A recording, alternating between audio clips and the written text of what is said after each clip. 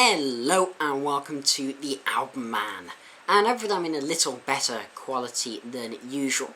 But anyway, today we're going to be talking about an album I've been wanting to talk about for a damn while, since it came out, which wasn't that long ago, but it was long enough.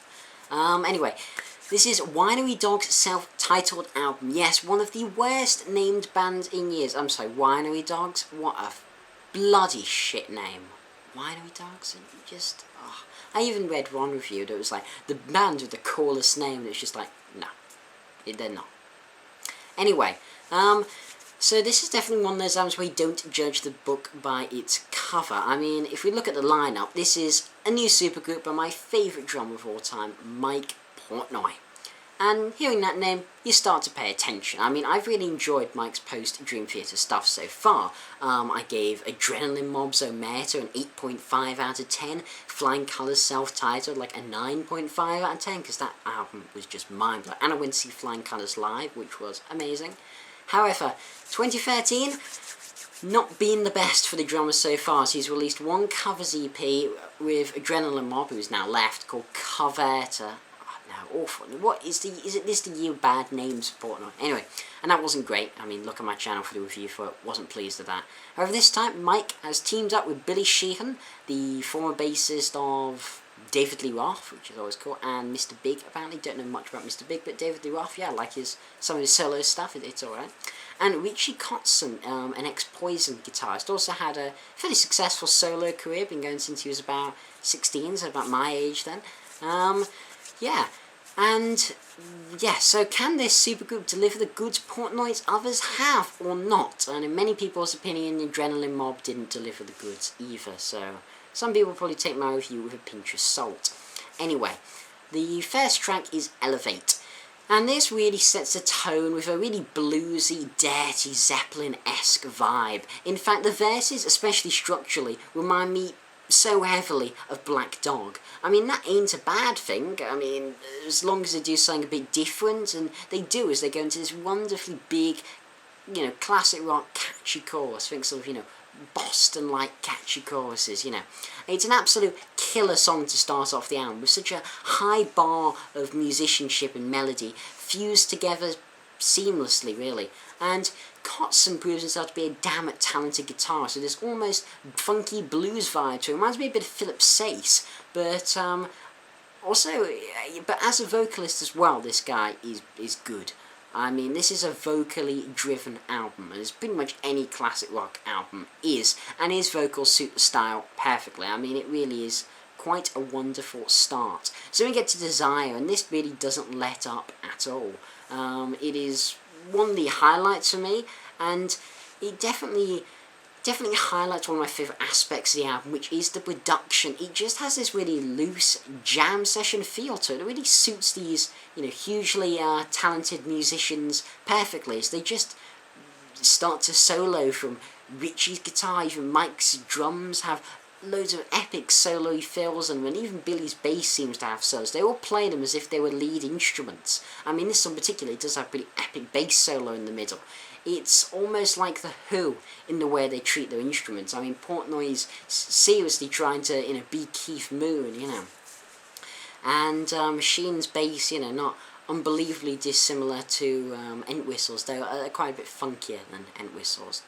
And yeah, as I said, they just get that balance so perfectly between melody and the musicianship. That's a bit of a stumble. And yeah, sublime course. Now We Are the One, or We Are One even. And this starts with a slightly quieter vocal and solid riff before Richie really starts railing as the pre-chorus comes in. It's one of those really uplifting and, again, catchy tunes. I mean, again, they just deliver the goods in pretty much every respect, delivering some of the most lively, energetic rock that I've heard this year. I mean, it's just balls to the wall rock. I mean, what more can you really want? And also, I love the way these guys, they play off each other. It's so interesting. It really just keeps you grabbed through and, keeps your attention. But none of the songs are long. They're only about sort of 4 or 5 minutes.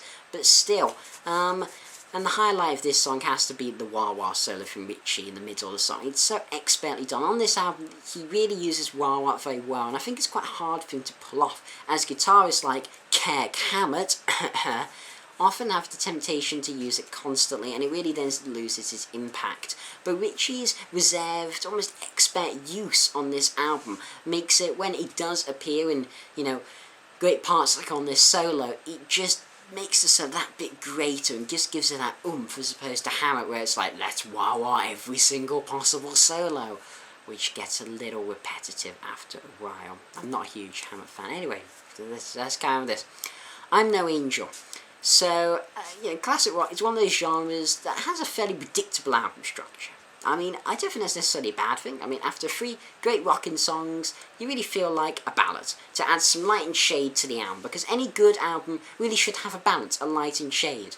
I find albums that are just all this sort of grey zone, all, fairly similar sound, they get a little dull, you start to get bored. But this album, it knows its light and shade.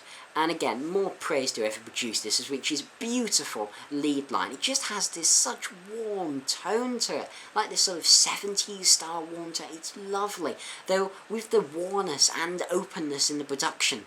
And this song, I'm going to even quote Portnoy on this one, has an unbelievably catchy chorus, and while I usually pay no attention to band members' press hype, he really has hit the nail on the head even as a biased musician.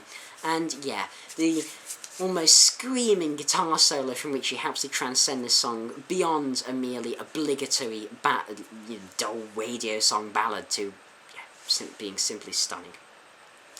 The other side, this starts with a great little fill from Portnoy, so it's time to talk about the man and his drumming on this album too, in a bit more detail.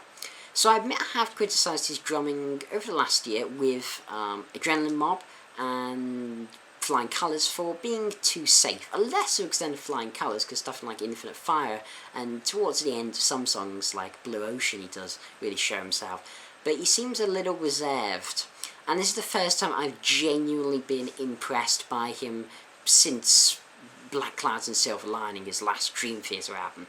His drumming is exceptional. Again, I make reference to Keith Moon. I just love the way he makes the drums sing on this album. It also has that sort of heaviness, that Bonham style thing. I mean, he is playing a sort of a 5-piece Bonham kit on here, and it really does echo him, and that mixture together is just great. Killer fills. Anyway, back to the song, which I'd say is slightly funkier in the verse than the others, which is pretty cool. Again, delivers a little bit of spice to the album. And yeah, I mean, delivers a chorus that sounds like it should have been the lead single, as I mean, many of these tracks have. It's just been so consistent so far. It's ridiculous. And then another epic end guitar solo. Richie Kotzen is not a guitarist to be messed with. He has some serious talent. Now You've Saved Me. This is the first lyrics actually written by Mike Portnoy since his Dream Theater days, which is quite interesting, and also the first he's ever written about his wife, which I think is called Marlene. Don't quote me on that. And anyway, the song starts at a slow tempo, some fairly gentle drumming from Mike, and a great sound's created from, I love the sound from Billy and Rich's bass and guitar. They sort of melt together to create this, to become like one. It's so cool. It really pushes the song along wonderfully. I mean, damn, this song though, it does it again. Then Richie lets loose a few open chords before launching into a tremendously powerful, passionate chorus. Again, just an immense power ballad. Now, Not Hopeless. This song is a lot more aggressive, a lot heavier, and has a raw edge to the previous, though it still has that melodic, skill that you expect from the band. And this song to me particularly highlights Billy's bass, and I can't say I really actually had a clue who the hell Billy Sheehan was until this supergroup came out. I mean, I've listened to Skyscraper by David Lee Roth as a solo album, which is alright. I don't know if he was on that, but I certainly knew he toured with him, and I don't really know Mr. Big. A lot of people rate him very highly as one of the great bassists, and while I wouldn't quite say he proves to be one of the great bassists, he's still a very skillful musician, and the bass solos he plays are very interesting indeed. Definitely plays some mean bass, though sometimes I feel when he's not playing a solo he's a tad bit lower in the mix than he should be. There's probably the only slight gripe about production. Again, it could just be I was listening to quite low quality streaming of this album, so I don't know if that's reflected on the CD or if there's even a vinyl available for this, or iTunes or whatever you use. Anyway, yeah, good song. One More Time, and this has such a Black Crowes vibe to it. Richie lays down just damn chilled, groovy riff, as I said, Black Crowsy, and apparently this is actually the first song they wrote together, the band. Yeah, definitely demonstrates the chemistry these people have as musicians, and really just how they adapted to each other so quickly. Getting close to the end, Damaged, and I think this song, no, ignore me, I was saying, but, and yeah, this one certainly goes into a bit of a different direction. It goes to more of an AOR-focused song, influenced by bands like Toto and Styx. They're pretty apparent. Oh, again, a bit of Boston as well, though not with the sort of mega production of Tom Scholz. Still, this song is actually solely credited to Ritchie, and yet it's a nice flavour of the album. It helps to add a bit of texture. I would say it lacks the spark of the previous songs, just to move. The exception, the solo, it feels a little reiterative, using aspects from the other songs and not really going anywhere some of the other songs have. It's just not quite as interesting, I have to say. 6 Feet Deeper, this carries on the Zeppelin vibe we saw in stuff like Elevate. And as I said, Portnoy racks away at his bottom 5-piece. You know, damn commendable fills, Ritchie's chorus catchy as ever, it's just satisfying. Now, Time Machine, this is on the worldwide one, and then on the Japanese one there's another song, and it's a bit confusing, so to find the definitive track list for this. And anyway, yeah, we may be coming to the end of this journey with Time Machine, but this beast just continues to roar. I mean, this is one of the best songs on the album coming late on. The deep way in which Ritchie almost makes his guitar roar in the beginning, to the incredibly fast, intricate solo of the middle section, the way the song inexplicably speeds up towards the end, and the sheer magnitude of the chorus. They just render this a tune not to miss. I mean, okay. Penultimately, The Dying slows things down for you, and yeah, Ritchie just reminds me, I meant to say, Ritchie, damn, if you want to know what his voice sounds like, think Chris Cornell. Very Chris Cornell. Think Chris Cornell, Audioslave. Yeah, it does have a bit of an Audioslave vibe, I suppose, the album, actually. That's not bad. I think Chris Cornell has a decent voice, but I actually prefer Ritchie Costin's voice to Chris Cornell. I'm not a huge Chris Cornell fan. Anyway, this song has more of a pop-orientated feel to it, and it's quite a light song. I mean, it's about 6 minutes of this band, and yeah, I mean, it's really just at their best. Certainly Ritchie's best vocal performance, from the gravelly Cornell thing to a fairly high, very melodic singing on the chorus. It's, yeah, a song. And lastly, we have Regret, and it's alright. I regret they put it on the album, really. I mean, it's another slower song with some piano featured, and it's actually Ritchie's favourite song on the album, weirdly, because apparently that's his bread and butter and his comfort zone, his piano-driven ballads, so that's what it is, and it's pleasant, it just feels safe.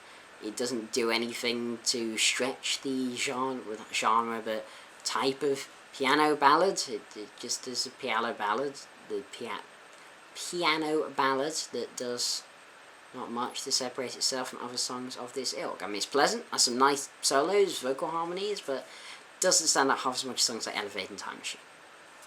Overall, though, honestly, I went into this thinking it'd be a fairly run-of-the-mill classic rock album, and a bit uninspired, but instead I found this fantastically interesting, dynamic record. One of the best rock albums I've had this year, to be honest. The exceptional production and combined the class and the musicianship these players offer with their melodic skill. It's such a good album. I'm going to give it an 8.5 out of 10. It just offers something original, even though it draws heavily from 70s rock. So, this has been the Album Man. Thanks for watching, can't wait to subscribe, and as usual, long live rock and roll.